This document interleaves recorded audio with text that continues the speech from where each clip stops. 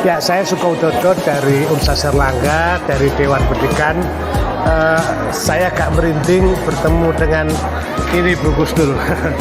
Saya sekarang di SMA Nala yang saya ini keren. Dengan segala dengan segala pengalaman saya, ini baru pertama kali mungkin sebagai juri saya menemui mereka punya karya-karya riset yang menurut saya real gitu. Bu, ini berapa peserta yang ikut, Bu? Ini yang sekarang offline ini 83 tim. Jadi, yang offline 83. Jadi ada yang junior, ada yang senior. Ya. Dari 143 tim. Oh, jadi mereka berapa waktu menyiapkan ini? Mulai tanggal 1 Oktober. Serius, Bu? Serius. Bayangkan, Gerak cepat. hanya dalam tempo yang sesingkat-singkatnya SMA Nala, Bu Gusnul bisa membuat acara seperti ini. Tentu ini merupakan potensi besar bagi dunia pendidikan di Jawa Timur. Makasih Bu Gusnul, dan tentu saja kita apresiasi Dinas Pendidikan Jawa Timur. Semoga Pak Aris, Bu Gubernur nanti mensupport secara rutin, dan kita akan kerjasama dengan berbagai universitas untuk mendorong riset ini, karena ini kan sejalan dengan Bu Gusnul. Ya, karena kebetulan saya kan di bidang biologi ya, senang juga riset, juga senang menulis, jadi ya alhamdulillah saya bisa memahami begini, perlu diapresiasi, perlu diberi wadah, difasilitasi di seluruh Indonesia. Mudah-mudahan tahun depan pesertanya lebih banyak wajib dan semua pihak harus mendukung, biar kalau saya belajar biologi tidak lagi sastra membaca, tapi real di lapangan dengan prakteknya. Selamat berjuri dengan mengikuti lomba-lomba presentasi dari hasil riset anak-anak pelajar kita semua. Salam dari SMA Nala.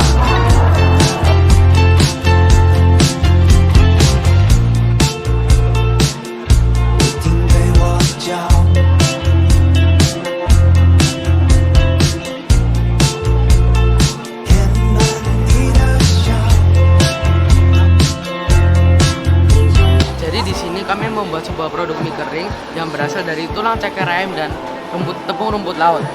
Kami tidak hanya membuat produknya, tapi kami juga menganalisis kandungan proximatnya serta analisa data hasil proximat terhadap angka kecukupan gizi, dan juga serta data uji organoleptiknya.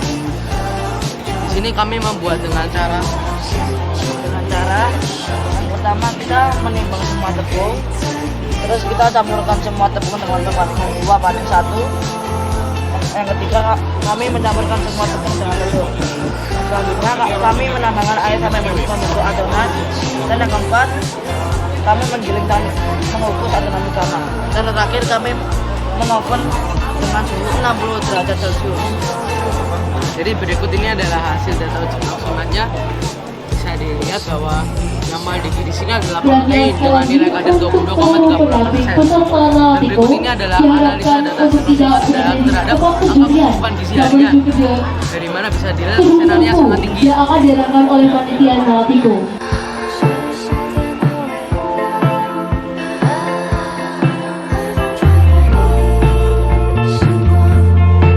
Bagaimana nih kabarnya pada?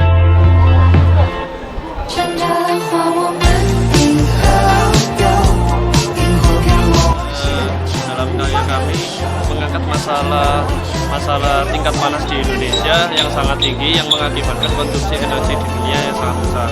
Maka dari itu kami mengurangi konsumsi energi yang berlebihan dengan menggunakan peredam panas untuk isolasi thermal.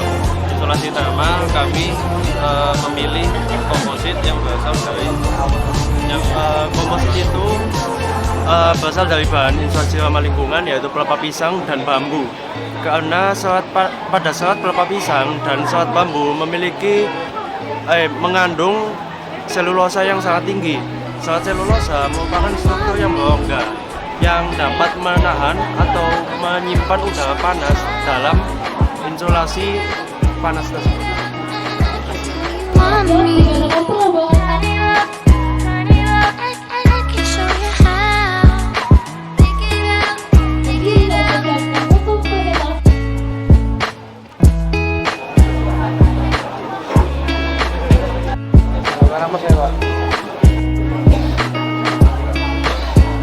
Ya, jadi di sini kami memilih program seperti ini karena memang skincare itu sudah menjadi kebutuhan pokok di kalangan masyarakat, Pak. Karena juga kecantikan dan kesehatan kulit wajah itu sudah menjadi nilai penting dalam kesopanan beraktivitas gitu. Jadi kita memunculkan Smart Mirror ini untuk mengidentifikasi masalah kulit wajah dan juga bisa memunculkan solusi-solusinya berupa skincare rekomendasi sesuai dengan jenis kebutuhan kulit mereka supaya mereka itu tidak salah dalam memilih skincare.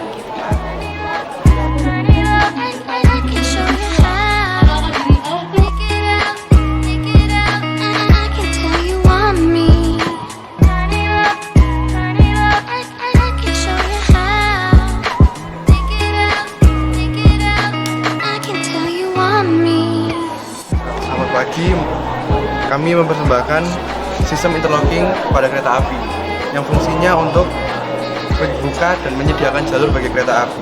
Kita biasanya mengenal sistem interlocking dengan sumbai 5 dan 7 untuk keberangkatan dan kedatangan kereta api. Di sini adalah versi sederhana dari sistem interlocking standar yang dimiliki oleh PT Kereta Api Indonesia sebagai salah satu solusi untuk pemerataan modernisasi aset PT Kereta Api Indonesia.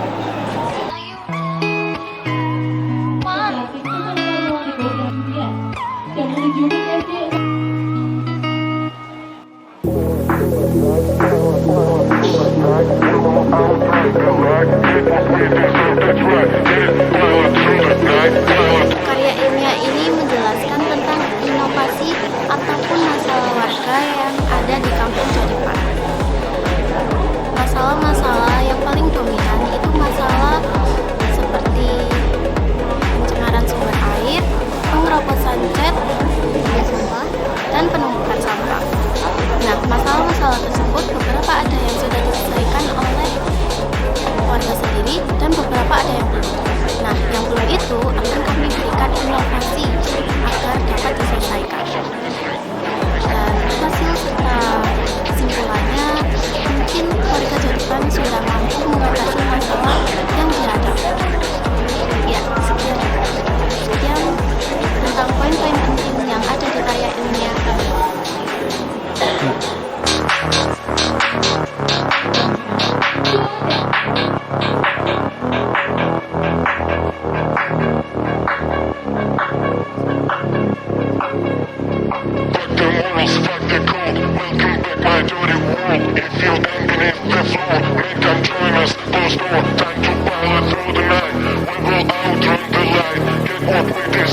Selamat datang di booth kami dari SMP Negeri 1 Jetis, Ponorogo, Provinsi Jawa Timur.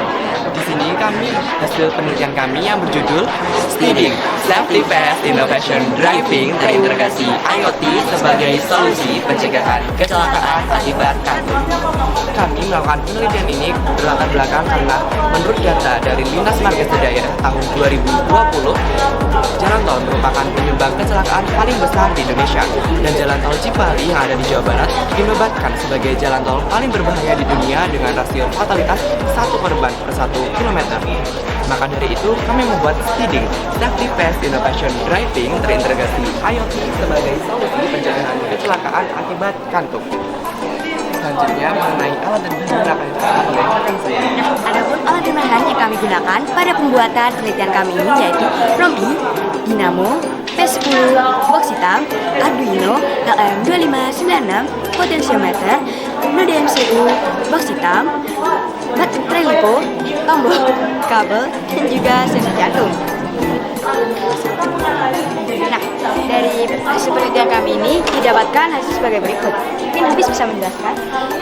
Adapun hasil percobaan dari sistem steading yakni pada subjek yang pertama dengan kecepatan jantung 79, tapi getar tidak aktif, ring tidak aktif, panel P10 tidak aktif, dan buzzer tidak aktif. Keterangannya adalah pengemudi dalam kondisi normal atau tidak mengantuk. Selanjutnya sebagai contoh pada subjek yang ketiga, rampi dengan kecepatan jantung 68, rampi getar aktif, blink aktif, panel P10 aktif, dan buzzer aktif. Keterangannya adalah pengemudi dalam kondisi mengantuk. Sekian dari kami.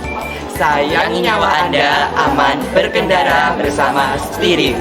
Bersama SMA Taruna Nala Malang wujudkan generasi emas Indonesia.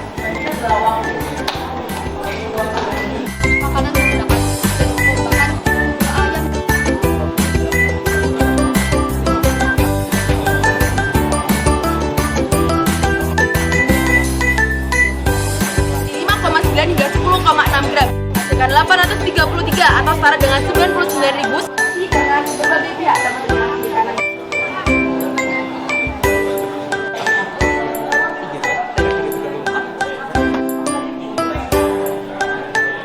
Jadi ini adalah Autocrat, singkatan dari Automatic Rainwater Tank berbasis raindrop sensor terintegrasi IoT sebagai rainwater harvesting dalam upaya peningkatan air tanah di Kabupaten Ponorogo.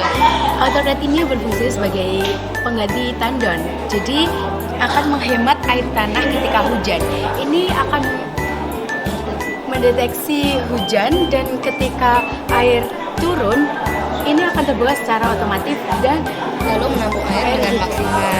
Ya, jadi dengan ini kita bakal menghemat air tanah karena kita tidak benar-benar menggunakan air tanah, tapi juga menggunakan air hujan yang sudah kita tampung. Kita mengoptimalisasi curah hujan agar tidak terbuang sia-sia.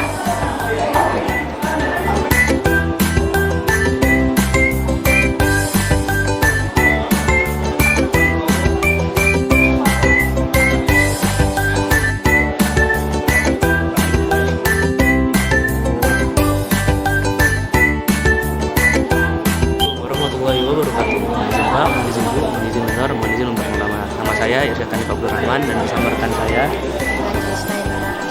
Jadi di sini kami membuat suatu inovasi baru mengenai alat eco charging, di mana alat ini adalah alat pengisi daya berbasis tenaga surya. Nah, cara kerjanya yaitu melewati suatu panel surya. Alat ini dapat mengisi daya berupa daya HP, baterai, tablet ataupun powerbank. Nah, alat ini digunakan ketika ada suatu perjalanan atau petualangan jauh yang dimana jauh dari tempat pengisi daya yang berasal dari energi domestik, di mana alat ini adalah alat darurat yang kami ciptakan apabila alat yang penggunanya itu tersesat di hutan ataupun mengalami masalah yang dimana jauh dari perkotaan dan membutuhkan energi listrik dan bisa mengecas lewat alat ini, yang dimana menggunakan basis energi surya yaitu sinar matahari dan dapat mengecas dayanya, daya baterai ataupun menggunakan USB port yang tersedia.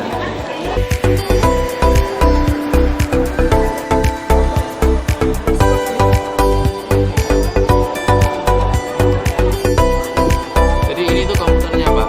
Ini kamera kecilnya, terus ini perangkat-perangkatnya. Monisin PA, monisin MIS, monisin sensor, monisin menjelaskan. Jadi alat yang saya teliti ini adalah namanya Aptabrata. Aptabrata adalah aerator pintar.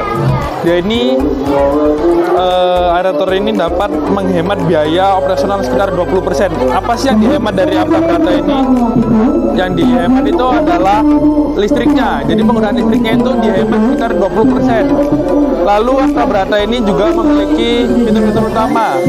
Nah, keunggulannya adalah ini dibuat memakai fitur AI, Artificial Intelligence, terus dapat mengoptimalkan penggunaan oksigen pada aerator, lalu juga dapat menghemat energi. Dan juga metode yang saya gunakan adalah R&D, Research and Development, memberikan panduan terstruktur untuk mengkaji, mengimplementasikan dan juga mengembangkan alat ini untuk lebih canggih lagi. Lalu juga ini dapat mengukur DOC dan juga ini ada aplikasinya. Seperti ini bentuk aplikasinya. Izin memperlihatkan. Nah, seperti ini aplikasinya. Seperti yang bisa kita lihat di sini ada DOC. Nah, ini dapat mengukur DOC. DOC itu adalah develop of oxygen.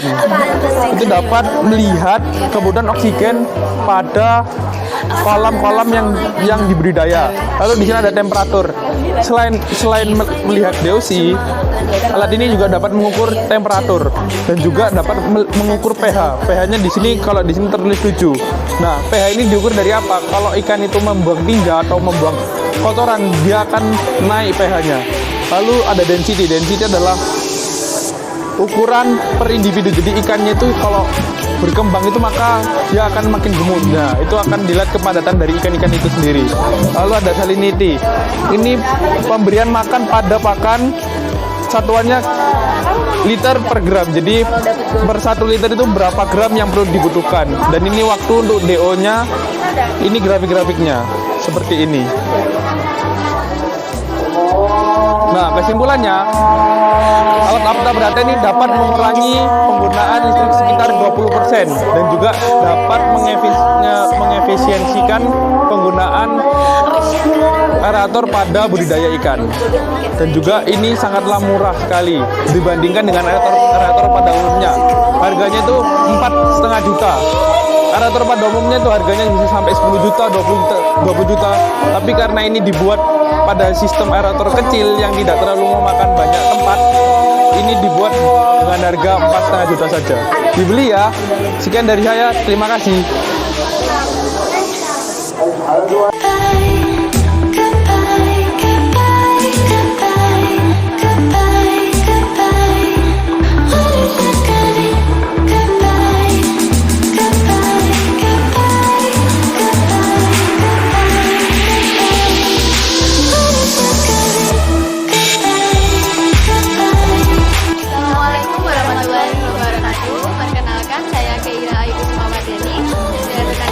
Saya Keiza Clara Putri Azaria. Pada kesempatan kali ini kami membawa alat kami yang berjudul Petripa Watering and Nutrition Plan Automatic sebagai monitoring smart farming berbasis scam IoT. Sebenarnya alat ini merupakan alat yang bisa menyiramkan air dan juga pemberian nutrisi secara otomatis dengan dibantu oleh sensor kelembapan dan juga ada sensor pH di sebelah sini. Juga terdapat sensor gerak yang berfungsi untuk menangkap segala macam bentuk pergerakan hingga nantinya akan menggerakkan servo untuk menggerakkan boneka agar dapat mengusir hama ataupun objek yang berada di sekitar Watripa. Benar, Watripa juga memiliki dua cara pemonitoringan. Yang pertama secara offline melalui LCD yang tersedia di bawah panel surya. Dan yang kedua dapat dilakukan pemonitoringan melalui aplikasi Telegram.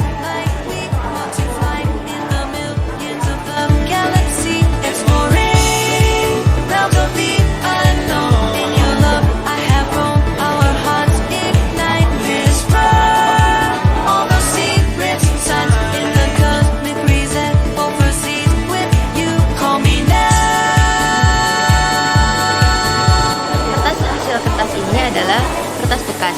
Lalu untuk ini kami caca agar tidak adanya terjadi kebocoran data atau pencurian data.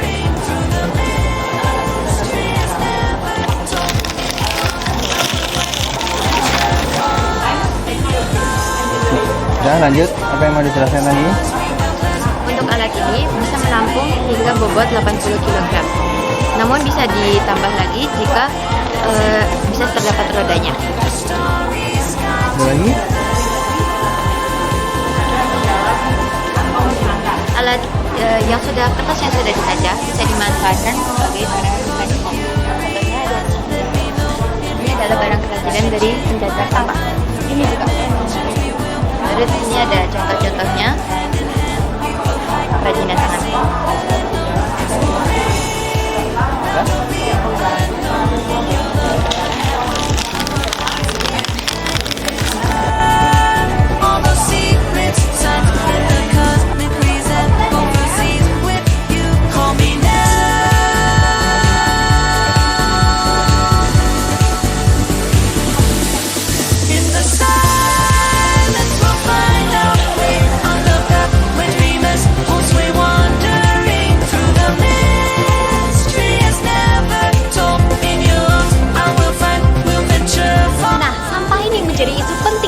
Di Indonesia dengan produksi sekitar 175.000 ton per hari.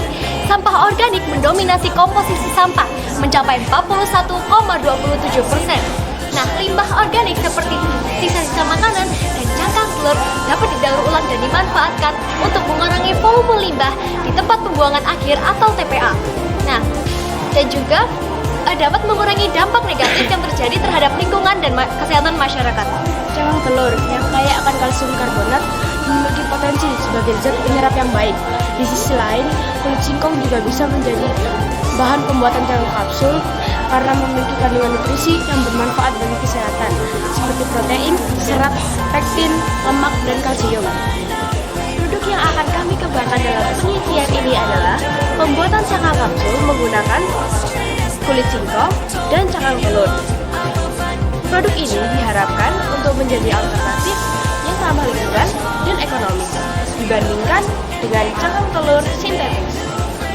Nah, pembuatan cangkang kapsul ini yang berbahan dasar dari cangkang telur dan kulit singkong melalui berbagai tahap sebagai berikut. Nah, yang pertama yaitu dilution or evolution. Nah, dilution or evolution ini menggunakan bahan utama yaitu cangkang kapsul, cangkang telur, dan kulit singkong dengan perbandingan cangkang telur 70% dan kulit singkong 30% atau 30 gram dan 70 gram. Nah, bahan utama ini akan kita singkirkan kotorannya dengan cara direndam di air yang mendidih selama 30 menit. Tahap kedua yaitu pengeringan. Setelah direndam selama beberapa menit, kulit singkong dan cangkang telur akan dibawa ke bawah sinar matahari atau di oven selama beberapa menit hingga mengering total. Dan tahap yang terakhir adalah proses shredding atau di saat dimana cangkang telur dan kulit singkong ketika sudah kering total, mereka akan dijadikan satu dan dicetak menjadi cangkang kapsul. Nah, hasil dan pembalasan dari penelitian ini ialah dengan pembuatan cangkang kapsul yang berbahan dasar dari cangkang telur dan kulit singkong merupakan metode yang inovatif dengan memanfaatkan bahan-bahan yang biasa terbuang. Nah, dengan memanfaatkan bahan-bahan utama seperti itu, kita dapat mengurangi ketergantungan terhadap plastik dan emisi karbon. Metode ini merupakan langkah positif bagi keberlanjutan lingkungan kita. Dengan menambahkan bahan-bahan alami yang kaya akan manfaat, dapat memberikan dampak positif bagi kesehatan dan kekebalan tubuh kita. Namun, bila komposisi cangkang telur 70% dan kulit singkong 30% akan dapat mengurangi manfaat dari kulit singkong tersebut. Jadi, kesimpulan dari penelitian ini adalah metode untuk memasukkan kulit singkong dan cangkang telur ke dalam cangkang kapsul adalah metode inovatif untuk memasukkan bahan-bahan alami ke dalam cangkang kapsul karena dapat mengurangi ketergantungan terhadap plastik dan emisi karbon serta dapat meningkatkan manfaat dari cangkang kapsulnya tersendiri, yaitu untuk meningkatkan kesehatan tubuh dan meningkatkan kekebalan tubuh, serta perlu diperhatikan juga terhadap komposisi dari setiap elemennya agar lebih maksimal penggunaannya. Nah, saran untuk penelitian selanjutnya ialah kami akan mengeksplorasi lebih lanjut komposisi optimal antara cangkang telur dan kulit singkong dalam pembuatan cangkang kapsul alami ini dan juga melakukan uji coba penggunaan cangkang kapsul kami untuk aplikasi kesehatan. Sekian dari presentasi kami hari ini. Maaf bila ada salah kata. Terima kasih.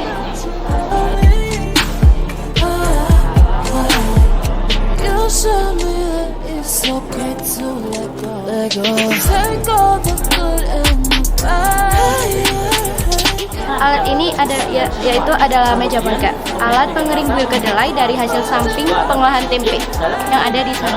Jadi di sini ada pengeringan, jadi dalam kolam ada kipas dan panel surya. Jadi ini untuk menyalakan ini pakai panel surya atau pakai itu. Jadi kalau siang pakai panel surya karena kan panel surya kan untuk matahari. Aplikasi multimedia yang pertama konsep, yang kedua desain, yang ketiga material collecting, yang keempat assembly, yang kelima testing, yang terakhir distribution. Penelitian ini menggunakan analisis kualitatif deskriptif yang pada kesimpulan analisis data secara mendalam untuk mendapatkan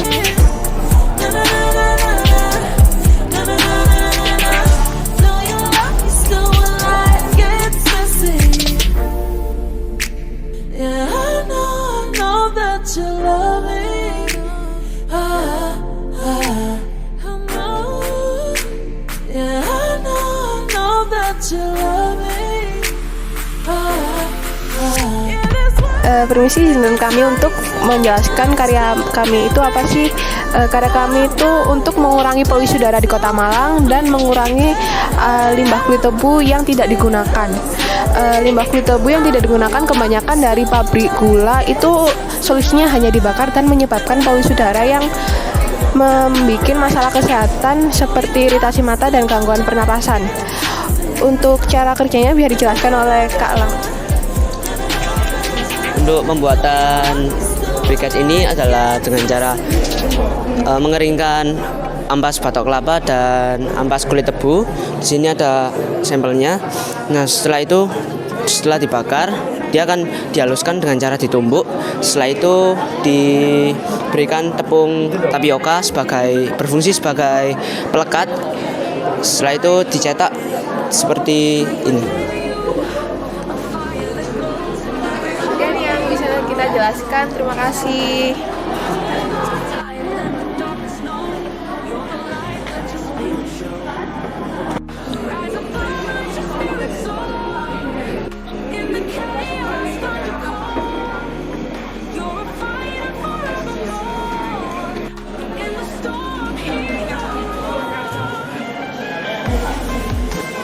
Jadi nata de drago ini nata yang terbuat dari kulit buah naga dan lidah buaya yang dicampur dengan air kelapa dan dimix, lalu itu direbus sampai panas, lalu dicampurin sama bakteri nata, sama dikasih gula biar manis, sama makanan buat bakterinya, sama makanan buat bakteri.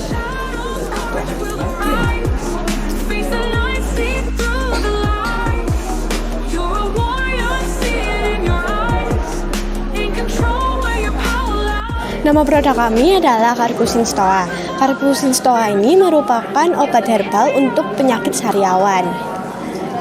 Carpusin Stoa ini dibuat melalui bahan-bahan seperti daun angsana, garam, lemon, dan kayu manis.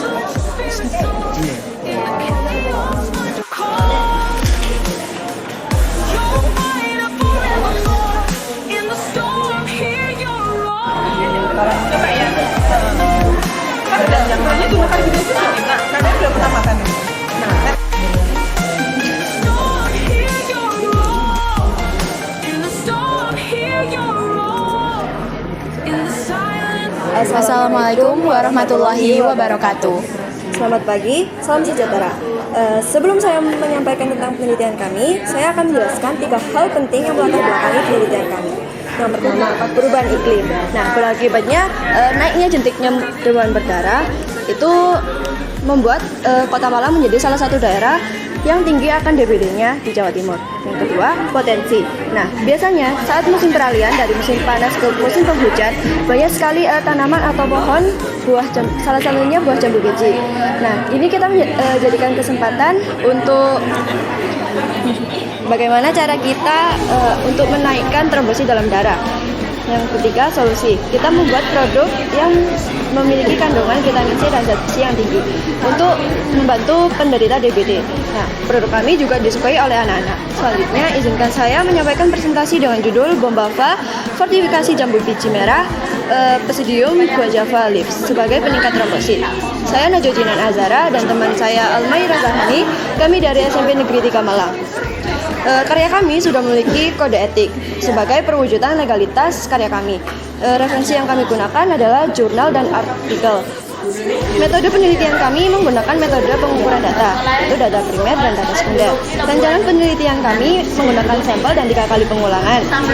Dan kita melakukan analisa parameter, yaitu analisa proksimat dan analisa organoleptik. Untuk hasilnya akan dijelaskan oleh teman saya. Baik, izinkan saya untuk melanjutkan presentasi. Jadi di sini saya akan menyampaikan hasil dari 2 uji, yaitu uji proksimat dan uji organoleptik.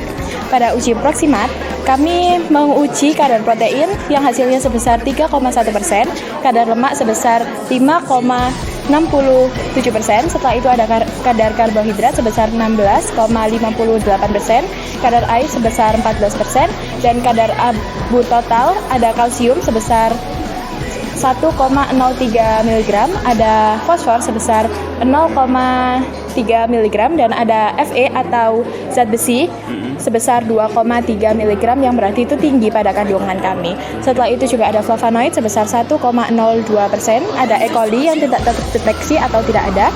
Setelah itu juga ada asam askorbat atau vitamin C sebesar 1,03%. Nah, dari sini kita bisa mengambil kesimpulan bahwa produk kami itu baik dalam segi kesehatan karena bisa meningkatkan trombosit kepada orang yang terjangkit DBD karena ada 2 kandungan penting, yaitu kandungan vitamin C dan zat besi.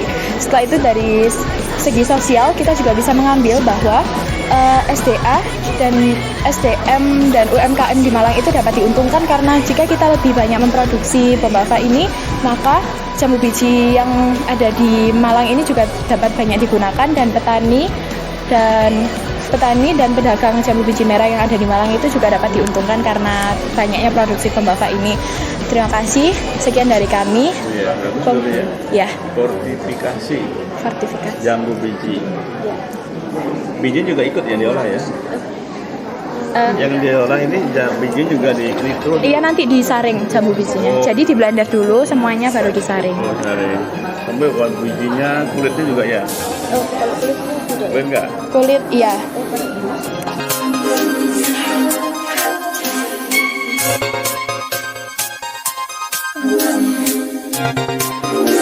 Jadi produk kami ini untuk mengobati sariawan yang bahan baku utamanya yaitu daun kelor dan rumput laut. Dengan cara pembuatan, daun kelor dan rumput lautnya di blender, kemudian di oven pada suhu kurang lebih 50 derajat Celcius agar kandungan yang terdapat dalam daun kelor dan rumput lautnya tidak hilang. Kemudian juga kami ada dua latar belakang yang menjadi dua latar belakang karya kami, yaitu pertama permasalahan sariawan atau kurangnya kesadaran warga untuk menjaga kebersihan gigi dan mulut. Yang kedua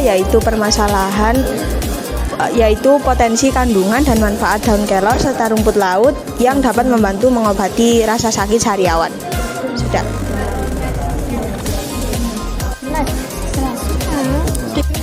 Itu kan yuk.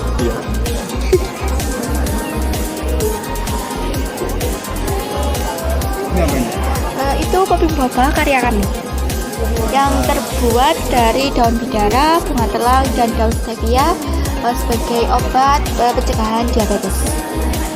Di dalamnya sendiri ada kandungan kayak fosfor, flavonoid, asam ascorbat, dan saponin yang membantu untuk menurunkan diabetes itu. Kan diabetes juga kan sangat marak di Indonesia. Jadi kami itu kayak terdorong untuk membuat apa sih obat alternatif dan tidak terbuat dari bahan-bahan kimia.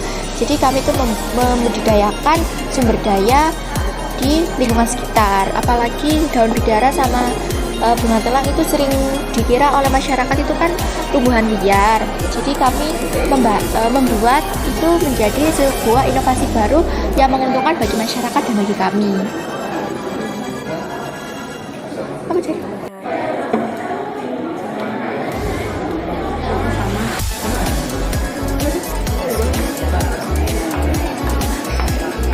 Jadi di sini kita membuat yogurt yang terbuat dari Muntinga Kalabura atau biasa dikenal itu Kersen.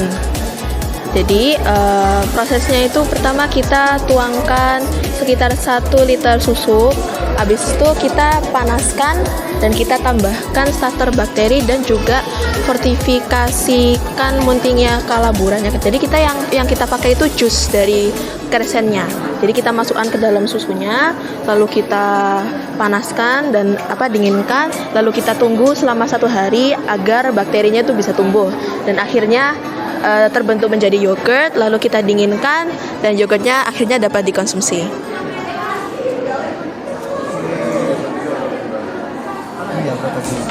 Iya. Malang.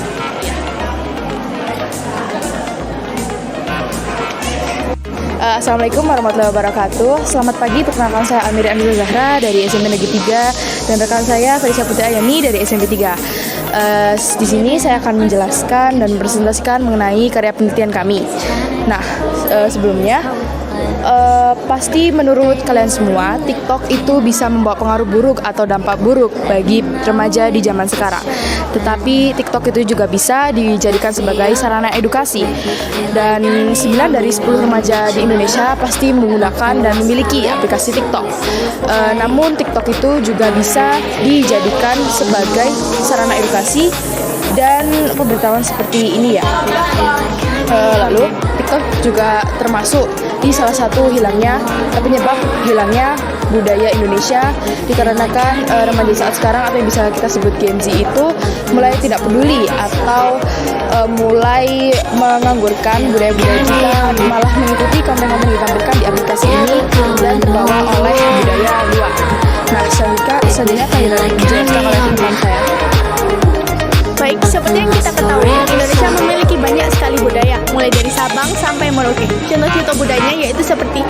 ras, suku, bahasa, dan juga masih banyak lagi lainnya. Setiap daerah yang berbeda-beda pastinya memiliki bahasa tersendiri.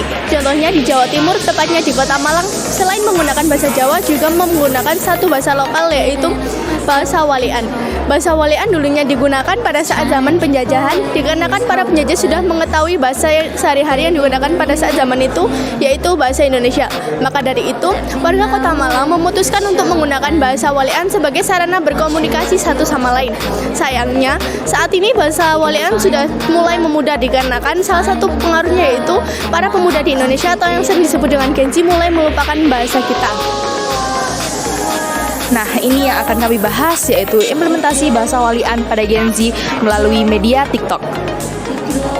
Pada metode penelitian kami kali ini, kami memutuskan untuk menggunakan metode fenomenologi. Metode ini kami gunakan dengan cara observasi atau datang langsung ke tempat terjadinya penelitian. Kami melakukan penelitian di sekolah kami, tepatnya pada kelas kami sendiri. Kami melibatkan 28 koresponden yang terdiri dari 14 laki-laki dan juga 14 perempuan. Dan kami juga dibantu oleh satu guru mata pelajaran di sekolah kami, yaitu guru mata pelajaran ilmu pengetahuan sosial. Dari 28 koresponden tersebut, kami membaginya menjadi 14 kelompok yang terdiri satu kelompoknya adalah 2 orang. Dari 14 kelompok tersebut kami ajak untuk mengikuti challenge TikTok yang sudah kami buat, yaitu challenge bahasa Walian. Nah, hasil dari 14 video tersebut ada 40.372 orang yang melihat dan jumlah like ada 1.416. Namun sayangnya orang-orang itu hanya melihat sebentar saja lalu melewati video tersebut. Nah, kesimpulan yang bisa kita ambil dari penelitian kami adalah diperlukannya masyarakat terutama Gen Z untuk membantu melestarikan dan mengenalkan budaya lokal. Juga konten-konten edukasi bisa digunakan sebagai sarana untuk mengenalkan dan melestarikan bahasa lokal. Yang seperti yang kita bahas yaitu bahasa Walikan.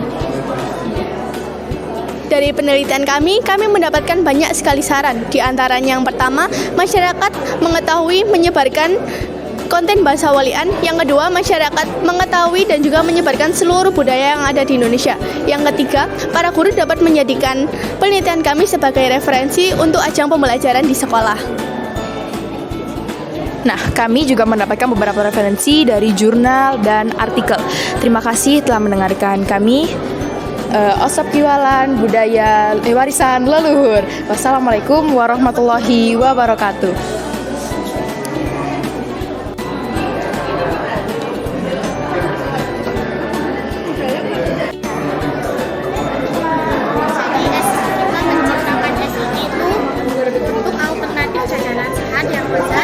Ini ya. Dan berbeda dari produk tempe konvensional. Baiklah, untuk latar belakangnya SMP Negeri 20 Malang terletak di daerah produksi sanan yang sangat tinggi, di mana pemanfaatan tempe ini belum sempurna, yang hanya dijadikan oleh gorengan. Maka dari itu kita menciptakan inovasi, yaitu es krim tempe rendah lemak, sehat dan bergizi untuk mendukung gerakan sekolah sehat. Baiklah, solusi ini kami ciptakan karena yang pertama masuk dalam program sekolah sehat kami, lalu meningkatkan kesadaran gizi siswa serta melibatkan komunitas sekolah dalam prosesnya. Es krim tempe juga memperkenalkan produk lokal dalam bentuk modern, membangun kebanggaan budaya dan mendukung keberlanjutan. Baiklah, selanjutnya akan dijelaskan oleh Kansa. Baik, terima kasih Anggita. Alasan pemilihan solusi STEM, sains, tempe kaya protein, vitamin, dan mineral yang nilai gizinya tetap terjaga saat dikelola menjadi es krim yang menawarkan camilan sehat bagi para siswa. Selanjutnya adalah teknologi. Proses ini mengubah tekstur keras tempe menjadi es krim lembut tanpa menambah lemak yang berbahaya. Selanjutnya adalah engineering. Proses produksi dirancang efisien dengan peralatan yang terjangkau. Lalu matematik, perhitungan rasio bahan dan biaya, memastikan kualitas produk dengan harga yang sesuai untuk pelajar. Baiklah, selanjutnya adalah kami menggunakan metode penelitian kualitatif dengan partisipatif yang melibatkan siswa, guru, dan masyarakat dalam uji coba produk. Langkah-langkah penelitian meliputi: pertama, persiapan produk, partisipasi responden, pengumpulan data, dan analisis siswa. Berikut adalah tabel perhitungan harga jual dan keuntungan. Lalu di bawahnya adalah pie chart yang distribusi modal, dan keuntungan per kap. Lalu, hasil dari penelitian ini ada 3. Yang pertama, rasa dan tampilan. Es teh lezzetzi dinilai enak, inovatif, dan menarik, terutama bagi para anak-anak dan remaja. Karena tempe sebagai bahan utama berhasil diolah menjadi camilan sehat yang disukai para anak-anak. Selanjutnya adalah keuntungan dan modal. Modal produksi terjangkau dengan potensi keuntungan yang menjanjikan. Produk ini berpeluang besar bagi P5, proyek penguatan profil pelajar Pancasila. Selanjutnya adalah manfaat untuk gerakan sekolah sehat. Es teh lezzetzi mendukung gerakan sekolah sehat karena berbahan bergizi tempe, tanpa digoreng dan tanpa bahan pengawet. Yang memiliki pandangan terkait yang pertama, yaitu kepala sekolah mendukung produk ini sebagai camilan sehat alami. Lalu guru IPA dan ahli gizi menilai tempe kaya protein, vitamin, dan probiotik. Lalu produsen tempe mengapresiasi inovasi. Lalu siswa menyukai rasa unik dan kreativitas produk kami. Baiklah, selanjutnya akan dijelaskan oleh rekan saya Najma. Baik, terima kasih Rensquinsyah. Selanjutnya adalah pembahasan. Pertama, inovasi tempe. Tempe yang biasanya digunakan sebagai lauk bisa diolah menjadi camilan sehat serta membuka peluang produk bergizi lainnya. Kedua, potensi pemasaran. Dengan biaya produksi yang rendah serta keuntungan yang tinggi, es teh lezzetzi ini bisa dikelola siswa dalam program P5 serta memberikan manfaat kewirausahaan. Ketiga, relevansi dengan IPS. Penelitian ini relevan dengan pembelajaran IPS, terutama kewirausahaan dan pola hidup sehat. Lalu ada kesimpulan. Penelitian ini tidak menggunakan bahan kimia dan menggunakan bahan yang mudah didapat, sehingga tidak menyebabkan efek samping bagi tubuh jika dikonsumsi. Kedua, penelitian ini dapat disebarluaskan sebagai sarana peningkatan ekonomi di masyarakat. Ketiga, penelitian ini mendukung program gerakan sekolah sehat yang mendukung produk sebagai camilan sehat bagi warga SMP Negeri 20 Malang. Terakhir ada saran melakukan penelitian lebih lanjut agar mengetahui kualitas yang lebih baik dari penelitian sebelumnya. Kedua, bekerjasama dengan kantin sekolah untuk menyediakan es krim tempe sehat. Ketiga, mengadakan edukasi es krim tempe rendah lemak. Dan mendorong orang tua mendukung konsumsi makanan sehat di rumah. Bapak dipersilahkan untuk mencoba produk kami dan mengambil buah tangan serta stikernya. Sebelum itu, izinkan kami memainkan yel-yel kami.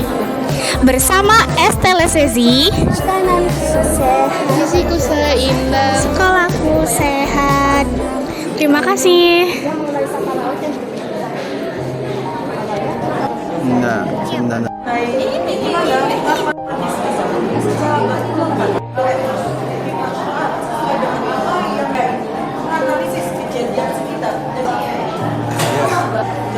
Everybody knows that I'm breaking down. Everybody knows I ain't faking now. Everybody knows my heart's vacant now. Yeah, she hates me now, I made mistakes, but now I don't ever wanna be alone. I don't really ever feel at home. On my own, in the zone, that's the only way I know. Feeling low, about to blow back up. Here I'll never let the doubt creep in. Gotta pop a couple more aspirin. I don't think I'll ever let you in. Easier to break it off best friends. I don't really understand myself. I don't really understand, need help. I don't wanna be left on the shelf. Couldn't even hear me if I yelled. It's so cold outside. I'm alone, I'm alright. It's so cold outside. I'm alone, I'm alright.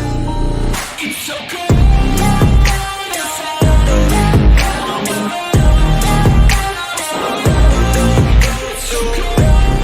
Assalamualaikum warahmatullahi wabarakatuh. Shalom, Om Swastiastu, Namo Buddhaya, Salam Kebajikan.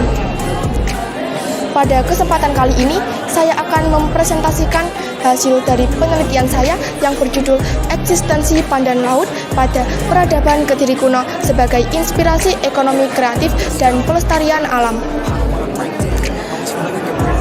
Penelitian ini dilatar belakangi oleh terdapatnya relief panen laut pada 2 candi di Kediri, yaitu Tegawangi dan Surawono. Menurut teori Setiawan 2020, selain menampilkan tanaman dengan fungsi dekoratif, relief pada candi juga menampilkan tanaman yang sesuai dengan keadaan lingkungan Jawa kuno pada saat itu. Sayangnya, saat ini Jumlah dan persebaran pandan laut liar maupun budidaya telah menurun pada kebanyakan kawasan di Pulau Jawa. Hasil dari penelitian ini, pandan laut memiliki peran yang cukup penting pada masa Jawa kuno berdasarkan relief pada Candi Tegowangi dan Surawana. Pandan laut berpotensi sebagai produk kerajinan yang berbahan lingkungan, ramah lingkungan yang diunggulkan. Pandan laut memiliki potensi menjadi sumber alternatif sumber pangan atau bahan makanan olahan baru. Pandan laut berprospek sebagai tanaman konservasi daerah aliran sungai berantas. Dari penelitian yang telah dilakukan, dapat ditarik kesimpulan yang pertama, pandan laut telah dekat dan dikenal oleh masyarakat Jawa kuno, dibuktikan dengan kemunculan relief pandan laut pada 2 candi di Kediri, yaitu Candi Surawana dan Tegowangi. Yang kedua, pandan laut memiliki potensi yang besar sebagai bahan sumber daya alam lingkungan yang dapat dikembangkan pada bidang ekonomi kreatif dan pelestarian alam. Sekian presentasi dari saya. Terima kasih.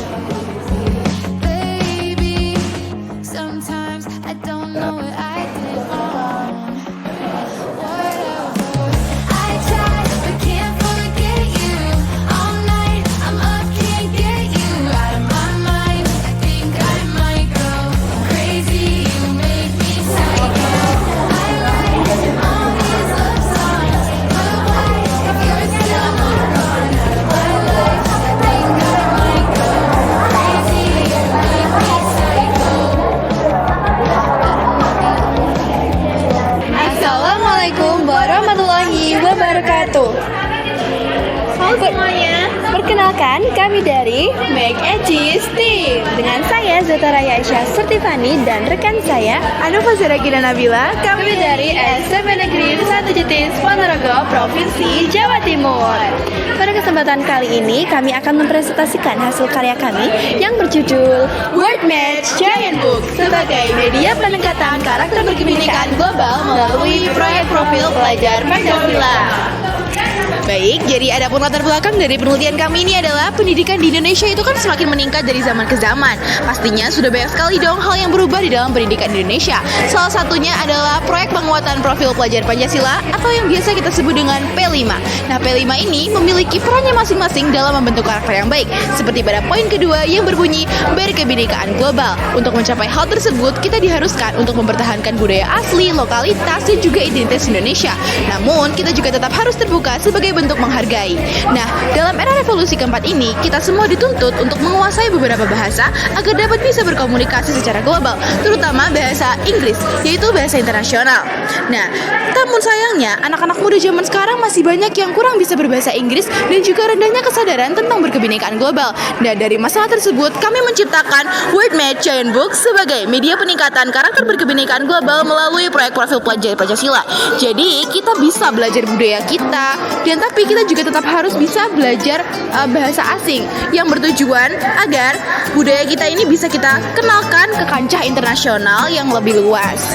Baik, adapun cara kerja mungkin yang akan dilanjutkan oleh rekan saya. Baik, cara kerja dari Word Match Giant Book kami ini yaitu yang pertama di sini kan ada terdapat gambar dengan kata kerja. Kita harus memasangkan dengan jawaban yang benar. Dan jawaban dikatakan benar jika warna lampu akan berwarna sama. Misalkan di sini ada gambar orang yang melompat. Jadi bahasa Inggrisnya adalah I can jump. Jadi di sini akan berwarna sama. Lampu LED akan berwarna sama dan akan berwarna berbeda jika dikatakan salah. Seperti ini. Lalu kemudian untuk penggunaan papan yang bagian tengah, di sini terdapat tombol. Nah, di sini kita mendapatkan kartu warna merah, maka kita harus mengambil kartu yang berwarna merah.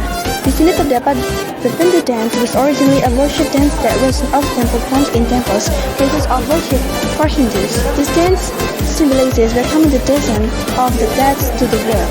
Di sini kita harus memasangkan tari pendet itu berasal dari mana. Jawabannya adalah Bali. Maka kita harus menempelkan jawaban ini dengan magnet yang telah disediakan. Nah, seperti ini. Kemudian akan ada hasil dan pembahasan oleh. Oke, jadi kesimpulannya ini kita bisa tarik kalau misalnya World Media Handbook ini dapat meningkatkan pengetahuan kita tentang kebudayaan, namun kita juga tetap harus bisa belajar bahasa asing dalam rangka untuk memperkaya budaya kita dan juga memperkenalkan budaya kita ke kancah yang lebih luas, yaitu kancah internasional. Sekian yang bisa kami sampaikan. Burung Irian, Burung Cendrawasih, cukup sekian dan terima kasih. In a world of colors, we unite. Different paths, but one light. Hand in hand, we stand tall. Global diversity, we embrace all. Wassalamualaikum warahmatullahi wabarakatuh.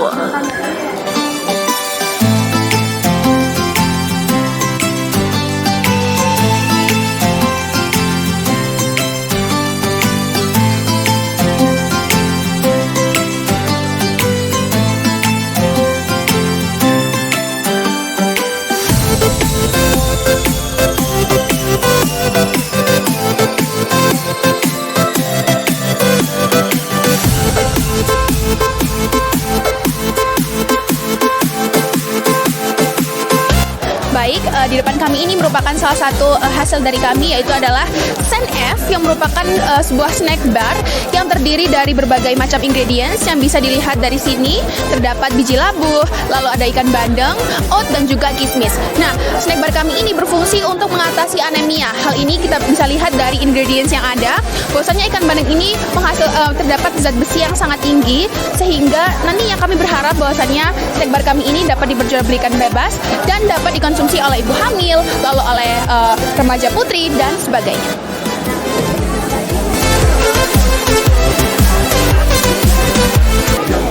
Izinkan kami memperkenalkan tentang produk kami. Produk kami adalah Yogip, yogurt hipertensi, yaitu adalah fortifikasi bayam Brasil dan buah ciplukan pada yogurt sebagai obat anti hipertensi. Dan contoh produk kami ialah seperti ini. Produk ini mengandung bayam Brasil dan juga buah ciplukan yang mengandung tentang kalium, serat, antioksidan, vitamin B1, B2, vitamin A, B, dan K. Dan juga untuk produk kami ini sudah menerapi beberapa kali uji lab dan juga sudah menerapi tentang kode etik. Salah satu contohnya ialah seperti ini. Kemudian kesimpulan dari produk kami adalah kandungan nutrisi pada bayam Brasil dan buah ciplukan yang menjadi satu pada yogurt ini sangatlah kaya nutrisi yang dapat mengobati hipertensi yang tak terkontrol pada tubuh manusia. Sekian, terima kasih.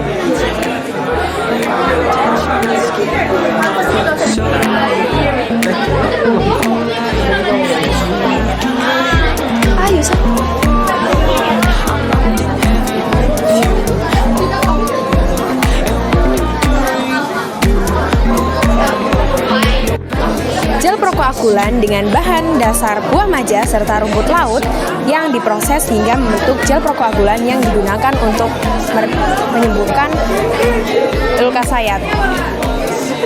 Jadi di sini kami memanfaatkan potensi lokal di daerah kami, yaitu buah maja dan potensi produksi Ecomacoteni di Indonesia.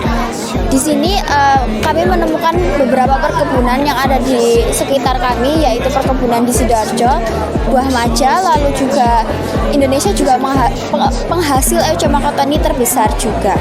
Lalu di sini juga potensi luka sayat cukup besar karena cukup tinggi juga, 20,1% di Indonesia. Maka dari itu kami menciptakan produk gel prokoagulan untuk penghentian pendarahan pada luka sayat.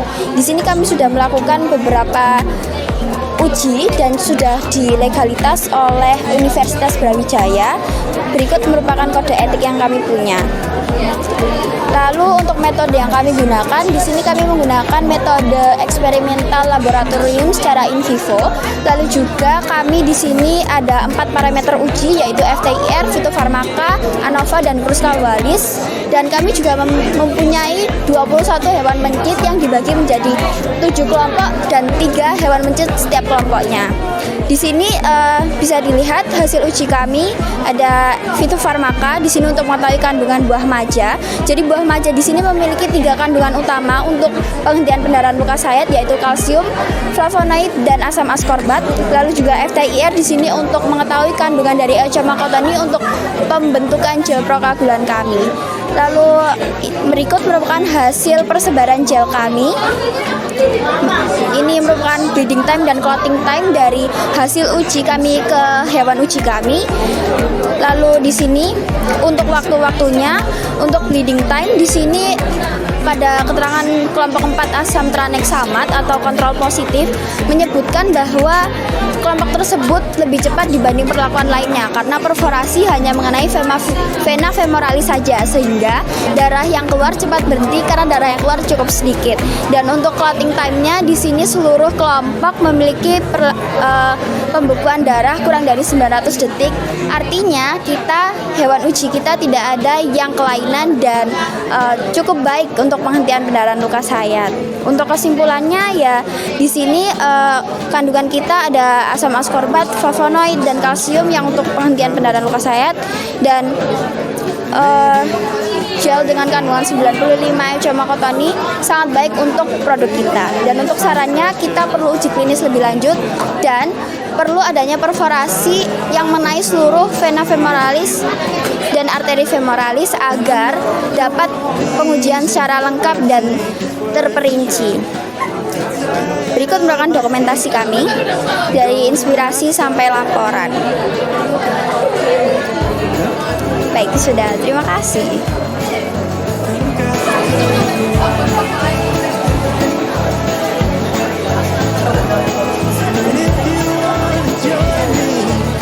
Ini apa? Dari tapak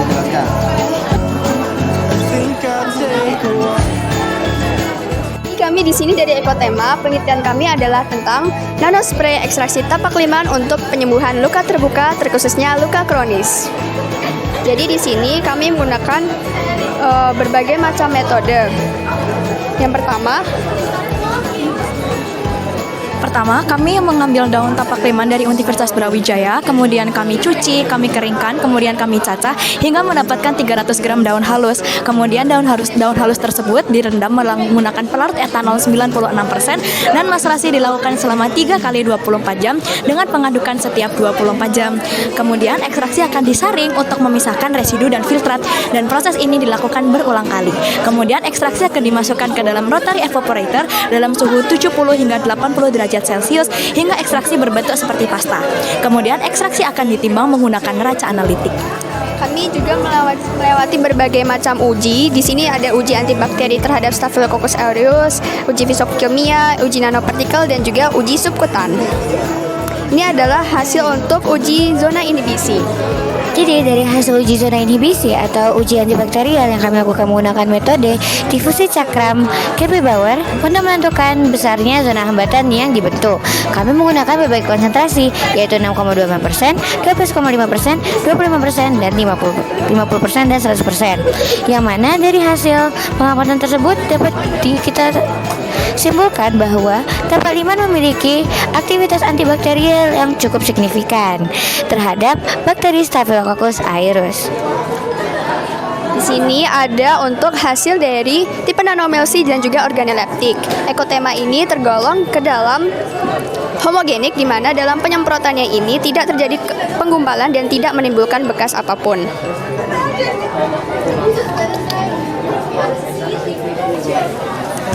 Dan untuk hasil uji keasaman, setelah diukur beberapa kali, produk Ekotema memiliki pH di angka 5,39 yang mendekati pH kulit, yaitu 4,5 hingga 5,5.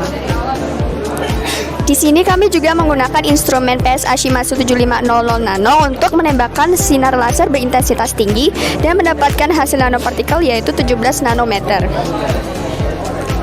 Kemudian untuk memastikan Ekotema aman digunakan pada kulit, kami melakukan uji sensitivitas dengan metode menginjeksikan nanoemulsi pada tikus jantan putih. Yang mana dari hasil tersebut kami memperhatikan edema yang terbentuk pada tikus. Pada 30 menit pertama dapat ditemukan bahwa terdapat 2 tikus yang memiliki nilai edema yang tinggi. Namun seiring berjalannya waktu, edema tersebut secara berangsur-angsur mulai menurun, yang menandakan bahwa ekotema tidak menimbulkan peradangan yang secara stimulan. Selain itu, penelitian tapak liman kami yang lainnya menunjukkan bahwa pengaplikasian tapak liman secara nano pada kulit yang terluka ataupun yang tidak terluka tidak menimbulkan inflamasi atau peradangan yang cukup signifikan. Setelah melalui beberapa uji, produk ekotema ini akan kami produksi secara massal dengan estimasi harga sebagai berikut. Harga yang tertera merupakan estimasi harga termahal karena harga ini hanya untuk produksi skala kecil, hanya untuk 3 produk saja seperti yang tertera pada display. Jika produk ini diproduksi secara massal, harga untuk produk ekotema akan jauh lebih murah.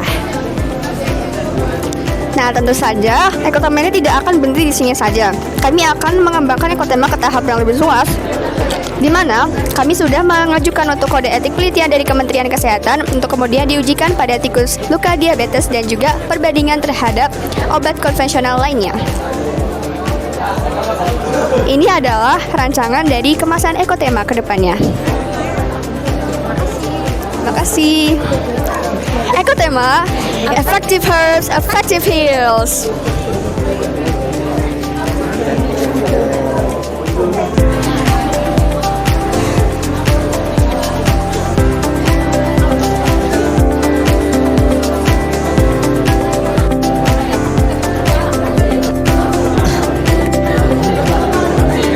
Assalamualaikum warahmatullahi wabarakatuh.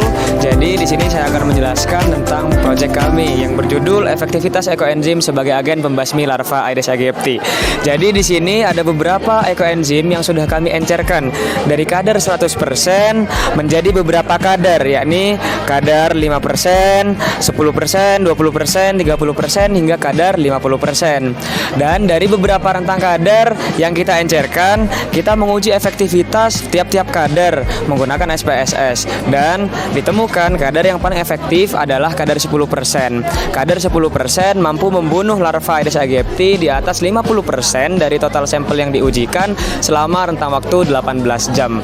Dari total sampel larva yang diujikan adalah 20 ekor larva Aedes aegypti instar 4. Untuk bahan yang kami gunakan sendiri, kita menggunakan fermentasi anaerob dengan formulasi bahan 1 kg gula merah, 3 kg dari limbah nanas dan juga 10 liter air dengan durasi fermentasi selama 3 bulan. Sekian dari presentasi kami. Kurang lebihnya mohon maaf. Wassalamualaikum warahmatullahi wabarakatuh.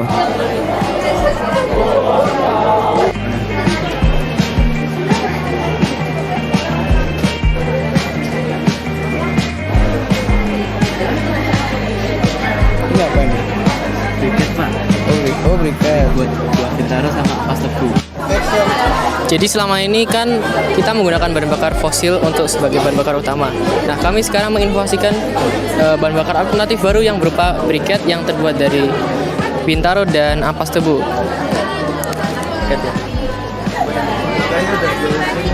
Nah, produk briket ini terbuat dari bintaro dan ampas tebu. Sebelumnya kami akan memisahkan biji dan daging buah bintaro karena biji dari buah bintaro memiliki zat yang beracun. Lalu kami akan menggiling daging buah bintaro dan tebu tersebut menjadi bubuk, lalu mencampurkannya. Lalu dicampurkan dengan perekat tepung kanji sebanyak 5% dari total campuran tersebut. Lalu kami cetak dan press dengan mesin press briket. Selanjutnya kami akan mengeringkan di bawah sinar matahari selama 48 jam atau menggunakan oven selama 90 derajat Celcius selama 2 jam. Selanjutnya adalah proses karbonisasi dan uji lab.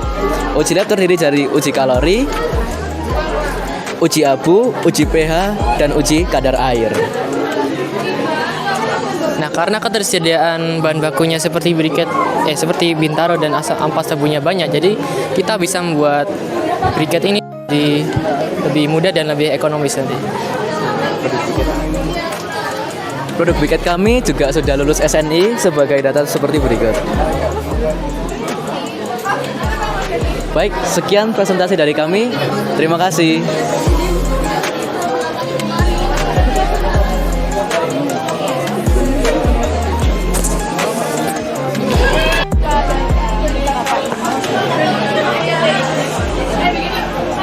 Sama tepungnya. Assalamualaikum warahmatullahi wabarakatuh. Selamat pagi. Kenalkan, saya Adas. Saya Elvira, saya Karis. Di sini kami akan menjelaskan mengenai penemuan kami tentang Sigma, yaitu Solusi inspiratif guna mencerdaskan anak. Jadi kami di sini menggunakan bubuk hidrolisan ikan patin. Jadi bubuk hidrolisan ikan patin ini dibuat dari ikan patin menggunakan metode HPI, hidrolisan ikan patin dengan enzim Pepait dan dipanaskan selama 80 derajat selama 10 menit. Nah, selanjutnya ini bubuk ini mengandung 18 gram kadar protein kasar, kadar lemak kasar 6,6%, kadar karbohidrat 4,05, kadar air 5,3, dan kadar abu total 3,6%. Jadi bubuk ini tuh memberantas stunting di Indonesia yang merajalela saat ini. Nah, mengapa kita menggunakan inovasi? Karena ikan sendiri itu mempunyai protein yang sangat tinggi. Kemudian ikan patin di masyarakat sekitar juga memiliki harga yang terjangkau. Selain itu, potensi ikan patin di Indonesia juga sangat besar, sekitar 391.000 ton. Bahkan fun fact-nya, ikan patin memiliki protein lebih tinggi daripada tuna dan salmon yang merupakan ikan kelas internasional yang disukai banyak orang. Kesimpulannya, stunting merupakan musuh nyata bagi kita dan harus kita lawan dan kita berantas. Sehingga untuk mencerdaskan Indonesia pintar dan memperbaiki kualitas sumber daya manusia di masa depan, kami menciptakan produk ini mengatasi kebodohan yang ada di Indonesia. Produk ini dapat dijual murah karena menggunakan ikan patin. Nah, yang kami sasar ialah kalangan bawah yang sering mengalami stunting. Sekian dari kami. Sekian dari Sini sama Sigma. Sini sama Sigma. Gak Sigma, gak asik. Sigma, solusi inspiratif guna mencerdaskan anak. Siap, terima kasih. Siap, terima kasih. Wassalamualaikum warahmatullahi wabarakatuh.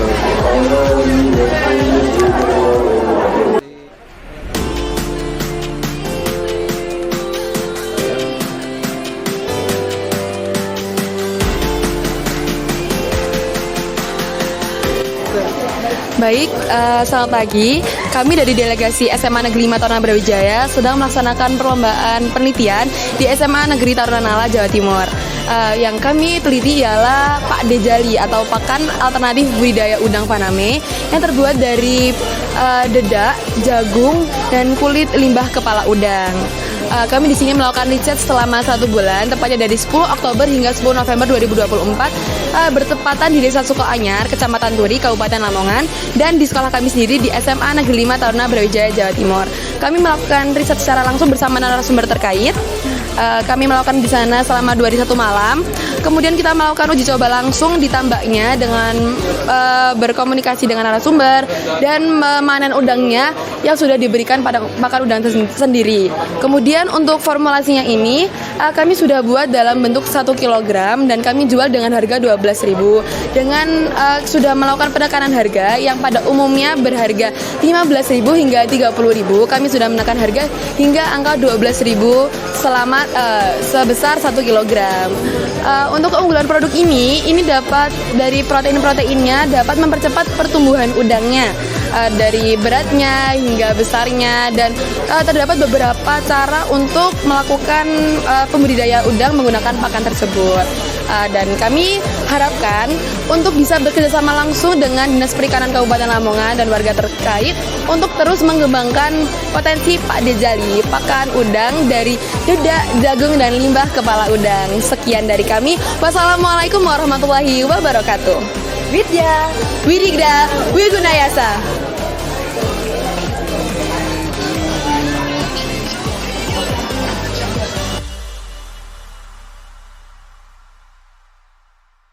Assalamualaikum Assalamualaikum warahmatullahi wabarakatuh. Perkenalkan, kami dari perwakilan SMA Negeri Tarunanala Jawa Timur, yaitu Denayo Research, meresearch tentang penelitian praserta pembangunan SMA Negeri Tarunanala Jawa Timur dalam pengurangan emisi karbon melalui pengukuran aplikasi H.